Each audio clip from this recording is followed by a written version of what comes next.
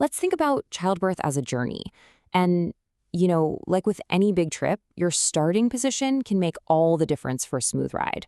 So today we're going to dive into one of the most important factors for delivery, how your baby is positioned to make their grand entrance into the world. As that due date gets closer and closer, this is the one question on everyone's mind. But ready isn't just about a date on a calendar. A huge part of it comes down to a really simple idea. Is your baby lined up and ready for their big debut? So what does that perfect position actually look like?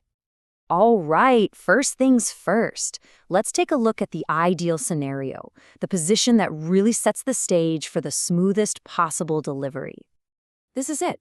This is the goal. It's called the cephalic presentation, and all that really means is that the baby is head down and facing the mother's back.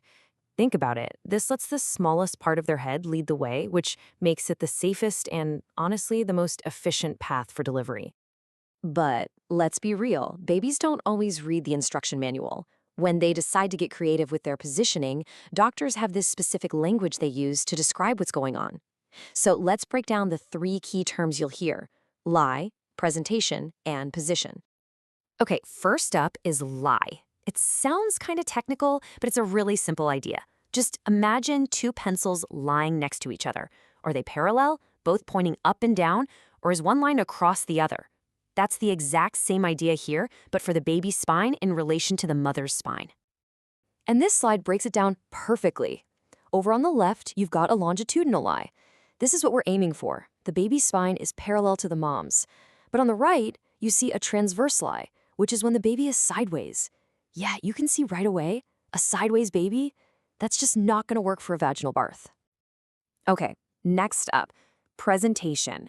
So if we know the baby is in that up and down longitudinal lie, the next logical question is, which end is pointing towards the exit?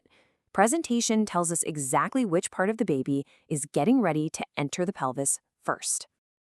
Now, while cephalic, or head first, is the ideal, it's definitely not the only possibility. Anything else is called a malpresentation. The one you've probably heard of is breech, where it's the baby's bottom or feet coming first. Less common are shoulder, brow, or face presentations. But the key thing to remember is that these aren't some crazy surprise for your doctor. These are all known variations, and there's a clear plan for each one. And finally, we get to position. This is the most detailed piece of the puzzle. It only really applies when the baby is already head down, and it just describes the exact rotation of that head. It's all about which way the back of the baby's head is pointing while it's in the pelvis. So the best case scenario is what's called occipito-anterior, which just means the baby is facing the mother's back, just like we talked about at the beginning.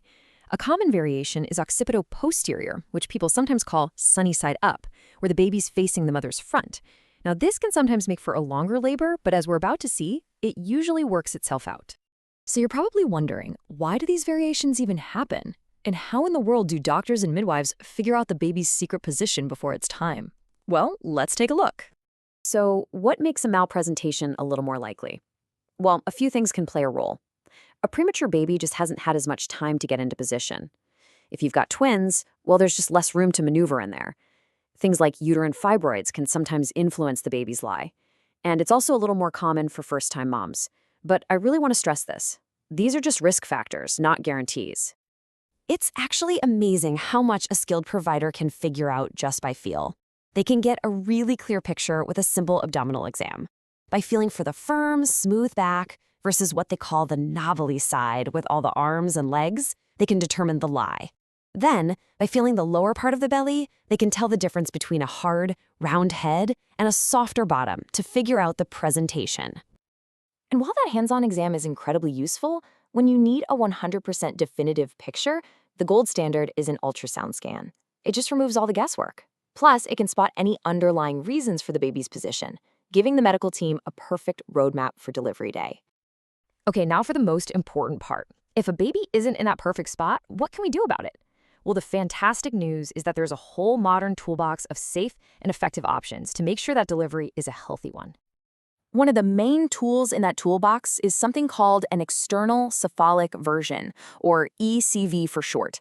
It's not surgery. It's a procedure where a doctor uses their hands on the outside of the mother's belly to gently encourage the baby to do a little somersault into the head-down position. This is usually tried somewhere between 36 and 38 weeks. And you know what? It has a pretty good track record. The success rate is about 50% for first-time moms, so a coin toss, which is pretty good. And it's even higher, around 60%, for moms who've given birth before. So while it isn't a sure thing, it's often a really effective first step to try and avoid a breech delivery. For those other, less common malpresentations that are discovered during labor, the plan is always focused on safety. For situations like a brow, a face that's pointing the wrong way, or a shoulder presentation, a C-section is simply the safest path forward. The number one priority is and always will be a healthy outcome for both mom and baby.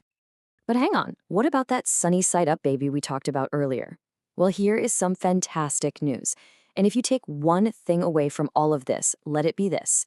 In the vast majority of cases, we're talking a full 90% of the time, babies who start out in a less than ideal position will actually rotate themselves into the perfect position as labor progresses. The body and the baby just work together to figure it out. It's pretty incredible. And what about that other 10% that don't quite make the turn on their own? No problem. There are still safe, established options. This might mean an operative vaginal delivery, where special instruments can help guide the baby's head, or it might mean moving on to a C-section. Either way, there is always a clear and safe path forward. So, in the end, while there's an ideal starting position, what's really important to know is that there are many safe routes to the finish line. Every single birth is unique, and sometimes a baby just decides to write the first chapter of their story a little differently. Understanding these possibilities isn't about creating worry, it's about being empowered with knowledge for the amazing journey ahead.